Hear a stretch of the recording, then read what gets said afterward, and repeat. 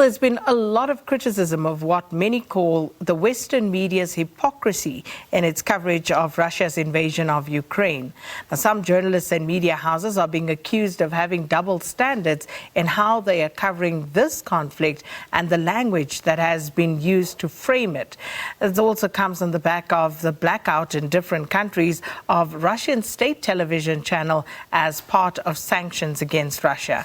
Now, the move has been labeled by many as an attempt to silence Russian voices in the coverage of the conflict. So to help us unpack some of these intricacies and how the media has fared in reporting on the ongoing conflict, we're now joined by veteran journalist and author Zubeida Jaffer. Zubeida, so good to have you with us once more. Welcome to Morning Live. Good morning, Sakina. Lovely to be with you. So, Zubeida, if we look at how this particular crisis has been covered, and just starting by looking at the fact that there has now been a ban on the Russian television network, why should we be concerned about this in the first place? It's, Sakina, it's precisely when we disagree with a viewpoint that the principle of freedom of expression should kick in, and we should allow people to express their views. That we disagree with that, we can vehemently disagree, but I think it's a very dangerous moment for journalism. This extensive banning of RT, it's not good for us, because that means down the line you can just ban this and ban that, as we've been accustomed to in South Africa under apartheid. And as you say, we come from this, we have been accustomed to this, but one would imagine, you would hope that the world would have moved on. So what would be some of the justifications in the instances where RT has been banned, and are those actually valid? Well, it's been sort of almost unilaterally banned by the European Union. It's not a matter of each country having banned it. And because the networks are tied up in a singular way, when that feed was stopped, our feed here in South Africa and other countries was also stopped.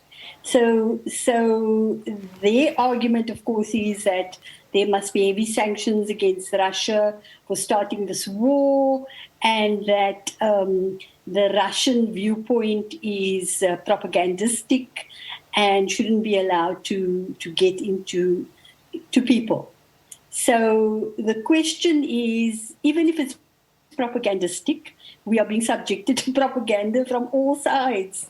And so we could easily say, okay, CNN or any of these other stations should be suspended while we kind of try and make up our minds what's going on. But that would be crazy. So you have to, I think that it wasn't the right of the Commissioner of the European Union to implement this ban. Each country could have decided, and if they wanted to do that, I'm not sure, but this was unilateral. And the European Federation of Journalists have come out very strongly against this. And we should all, as journalists, come out very strongly against this. So with regard to this unilateral ban by the European Union, firstly, has this ever happened previously? And secondly, what gives them the right? Do they actually have the right to make such a uniform ban? And what do the individual countries have to say? Are they in a position to push back? For, as you say, the European Federation of Journalists represents around 320,000 journalists, and they are against this. So do individual countries actually have any recourse against this? Well, from what they've said, and I think we have to follow it in the next few days, from what they said, that it is not the right of the European Commissioner to implement such a ban, and that it's up to the licensing agreements of each country, and that has to be considered. So this fight is going on at the moment, and I really hope it gets reversed, because if it means that in future it can be so arbitrary. I mean, this is not a democratic process. Somebody just decides, okay, right, we don't like this, and then, apply to all of the European countries, and then it has a spillover effect on us, because our media networks are integrated. And this is an interesting one, Zubeida, because if one thinks of in years gone by, whereby there have been countries that have revoked licenses of journalists whose work they may not have agreed with, where there's been persecution of journalists. And usually those would be seen as, countries on the fringe who did not respect human rights and freedom of expression and all of those wonderful democratic values and expressions. So what does this move then say about the European Union? Somebody was I'm just trying to think now, but it's almost like the European Union is being hollowed out. All its values, or expressed values, are just being, kind of pushed aside in this one moment. And so and it's all happened very quickly. So it does say that we are going through a situation where all the things that we were taught and told, we are seeing that there are double standards being applied. That it's okay to ban RT, it's okay to take these actions, but when it comes to any other activities within countries, then and in perhaps developing countries, then it's not acceptable. So this is a very dangerous moment, because it means we've got no rules anymore that we have to uphold. And what would this mean for the protection of journalists then? If we can then, at the drop of a hat, as seemingly has happened in this instance, call for the censorship, the banning of, a view that we are uncomfortable with, or as you say, that some may view as propagandistic, which of course can be said of any particular publication or institution. Where does this leave us? And also speaking to the South African situation, whereby right here in South Africa, RT has also seemingly been banned, taken off the airwaves on the DSTV bouquet. What is the reasoning given here? Well, as I explained, we are tied up with the international distribution company. So when Europe banned the feed from RT, it cascaded, all over the show. So it wasn't as if, in this case, MultiChoice decided they also were going to support the ban. It was a case of that we were just included in the ban, which is even more scary, because it means that we've got no rights as a country, as a sovereign country, to make up our own minds. That's exactly what I was going to ask, because, okay, if you're saying as the EU, this is what should happen to your member states, how does South Africa factor into that, or all other African countries who also receive that feed from MultiChoice? Yes, so we have to start asking questions about if there's any alternatives, is there any ways does the license agreement with ICASA, does it allow this? I'm not sure about that. We have to, be clear. And in future, how do we safeguard our rights? Because we certainly don't want to be part of this. We don't want to be. We've really, despite all our nonsense in this country, we have remained committed to the idea of freedom of expression as contained in the Constitution. We've done very well at that level. And at many other levels we haven't. But as far as freedom of expression, not banning media outlets, and not, refusing, not jailing journalists.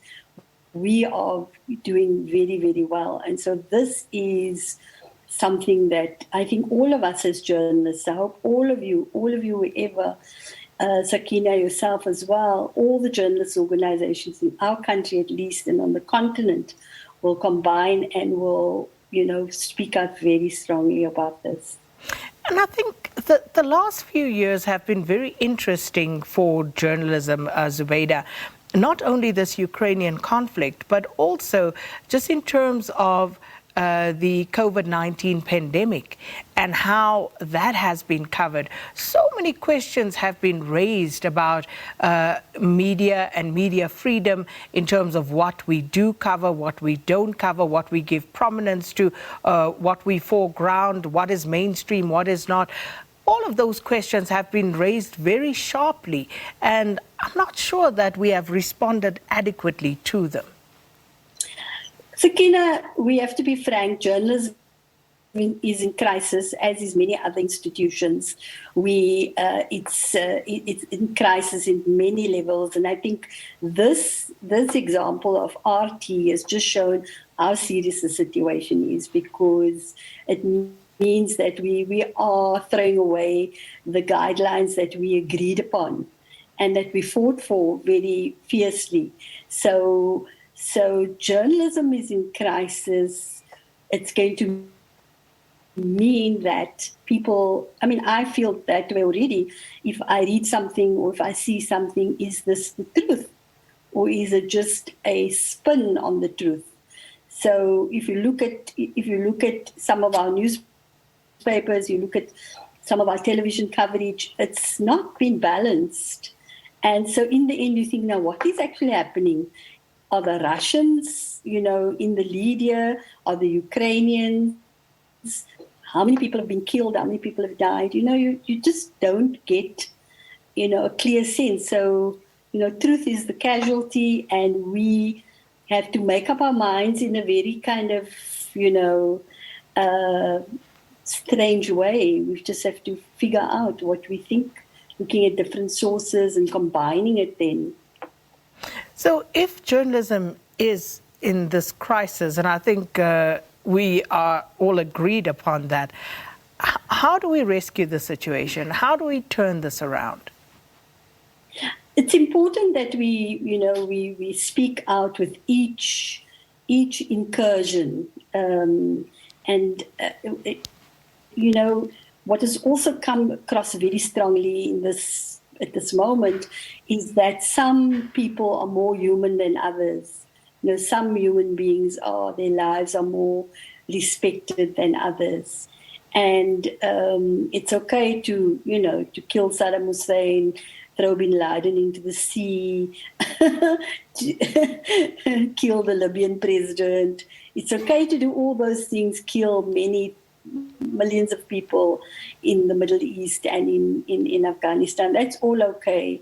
So African deaths, Asian deaths, or Arab deaths, Muslim deaths, these are sort of, just brush it off. But now you have European deaths and European refugees, and suddenly these are, people of greater value. And this is also very, very concerning, very, very worrying, because it means there are two levels. Freedom of expression we are overturning, and an ostensible pretense. It's always been a pretense, but now we're seeing it very clearly, a pretense of all humanity matters. So the way things are right now with regard to RT, what should be the way forward here? And what should be the responsibility of journalists in making sure that they are at the forefront and calling for, equal treatment across the board and for censorship not to be enforced? Yes, I think that if we, my personal view is that if we don't speak out strongly in this case, then we are going to, even after the war is over, we will the war, that would be the legacy of the war. And we would then, our space to work as journalists would have been curtailed. And it's not whether you agree with RT. It's not whether you agree with what they're saying. It's whether you are saying they've got the right to say what they want to say, just as every other news outlet. And we can either reject or agree with what they say. So it's that point. And if we lose this battle, and we don't speak out, then it's going to be, it's going to put us in a very, very tight corner down the line. Well, Zubeida Jaffer, we'll leave it there for today, but thank you so much for raising a very important issue with us regarding the banning of RT, as it were, and what this means for contemporary journalism and, the state of play. And if you want to read Zubeida's article, it is on the SABC website as well, banning of RT, a dangerous moment for journalism, and you can read Zubeida's views there as well.